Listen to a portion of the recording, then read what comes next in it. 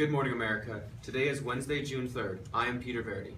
And I am Adam Schneider. Today on Channel 7 News, we're discussing the Ebola virus. So Peter, what is the Ebola virus?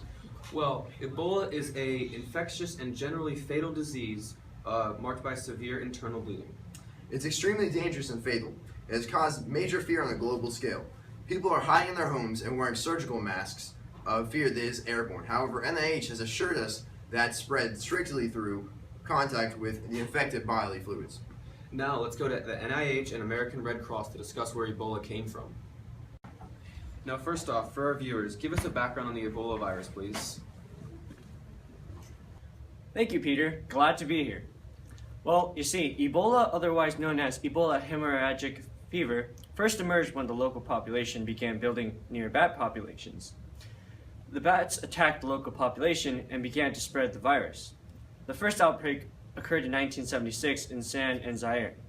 This began the biggest outbreak, and there hasn't been one since that day. And today, we have a huge outbreak, and it's like what's scary about it is that it's in America today. Now, Dr. Backlund, how is Ebola transmitted, what are its symptoms, and how can it be prevented? Ebola is transmitted mainly through social contact. Symptoms include flu-like symptoms and internal bleeding. Lastly, to prevent contracting Ebola, contact with infected individuals should be avoided. Now doctor, we have been hearing a lot about how doctors like you dislike the media. Why is this, considering that we allowed this crisis to be known?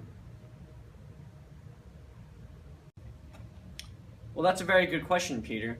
Well, you see, us doctors don't like how the media acts as a gatekeeper and a linkage institution to the public. They only share the bad things about the virus, causing global fear and chaos. And what also they don't know is that the virus is very rare to get in the US, especially in the US, because the virus originated in West Africa. And there's only been 6 cases in the US, and they're getting treated at the moment as we speak. For instance, here at NIH, we have had patients not show up for treatment due to fear of contracting Ebola from the current patient being treated here. In reality, we have contained the virus and are taking every precaution to prevent the virus's spread. However, media's coverage does not produce only bad effects. For instance, because the media's role as gatekeeper and a linkage institution, the public has increased want for government funding of NIH, our executive agency.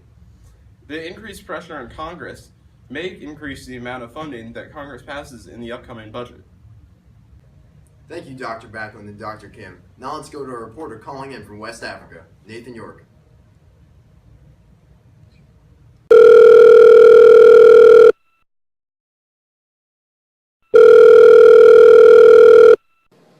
Nathan, are you there? Nathan? Apparently we're having some technical difficulties. We have a team of monkeys behind us trying to work. Nathan?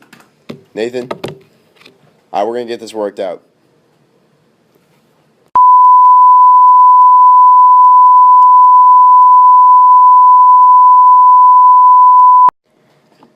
All right, we're back. Hello, Nathan. Hello, Adam. This is Nathan York reporting from West Africa, and here we discovered that the U.S. has been able to send approximately $517 million in aid to West African countries to try and battle the outbreak that has taken many victims over time. We have also been able to send out more humanitarian aid workers to these sites in order to distribute the vaccines to the people who haven't gotten it yet. We have gotten news that as of now, there have been a little under 10,000 cases around the world and approximately 4,800 deaths because of it. The fear level here in West Africa has steadily gone up, as is the rate of people catching the infamous virus. Well, Nathan, what has the UN done to combat this virus?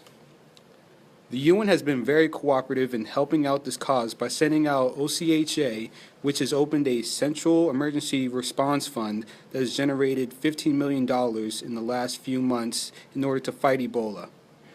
The U.S. has been able to use its humanitarian policy to get other nations to help with the cause that is very vital to our health and well-being. This is Nathan York. Back to you. Thank you, Nathan. Thank you, Nathan. Now, remember, if you come in contact with someone from West Africa or notice any of the symptoms, please seek help immediately. That's all for tonight. Thank you so much for watching Channel 7 News. See you tomorrow.